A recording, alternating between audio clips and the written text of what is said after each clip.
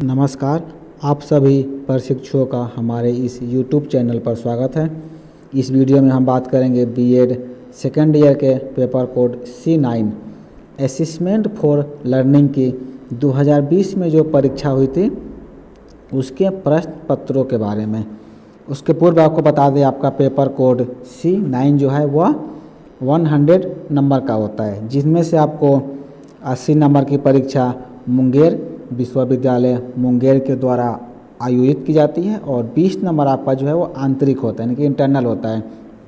जहाँ से आप डीएलएड कर रहे हैं वहाँ से आपको 20 नंबर प्राप्त होते हैं और 80 नंबर की परीक्षा आपको विश्वविद्यालय के द्वारा ली जाती है। तो चलिए हम देखते हैं कि वो पेपर आपका जो 2020 में परीक्षा हुआ था उसमें कौन कौन से प्रश्न पूछे गए थे। आप यहाँ देख सकते हैं कि आपको जो है 3 घंटे समय मिलते हैं, यानी कि पेपर को सॉल्व करने के लिए आपको 3 घंटे मिलेगा। फुल मार्क्स 80 है।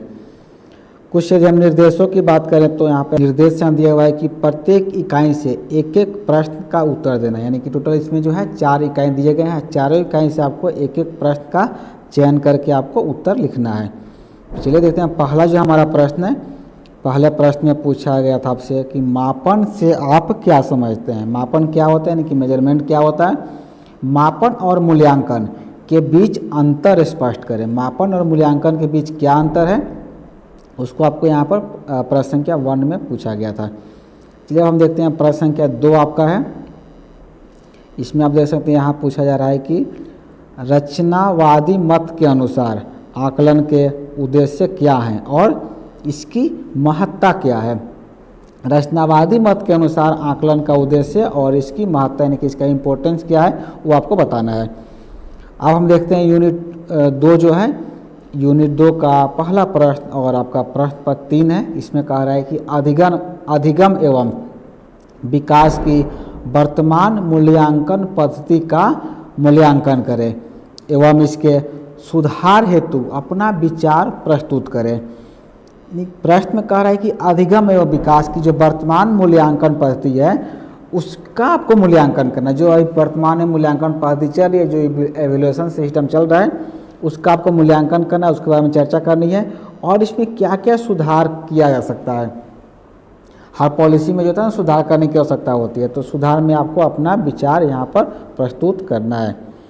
प्रश्न संख्या 4 है। इसमें आपसे पूछा गया था कि शिक्षा अधिकार अधिनियम, यानी कि राइट टू एजुकेशन, जिसे शॉर्ट में RTE कहा जाता है, के तहत प्राथमिक वर्गों में नो डिटेंशन पॉलिसी लागू किए जाने के प्रभावों पर विस्तार से चर्चा करें।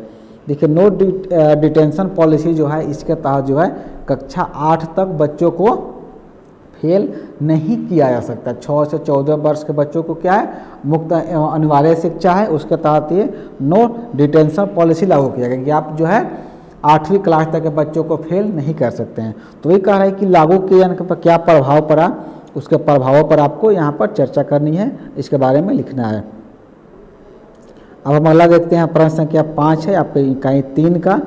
इसमें आपसे पूछा गया था कि रचनावादी परिप्रेक्ष्य में सीखने की अवधारणा से आप क्या समझते हैं। उदाहरण के साथ अपना विचार स्पष्ट करें। प्रश्न संख्या 6 में आप देखेंगे यहाँ कह रहा है कि निम्नलिखित में से किन्हीं 2 पर संक्षिप्त टिप्पणी लिखें।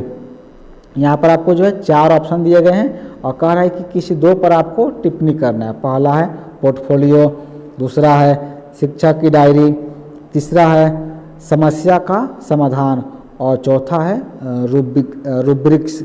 तो इन चारों पर आपको जो है शॉर्ट नोट्स तैयार करने थे।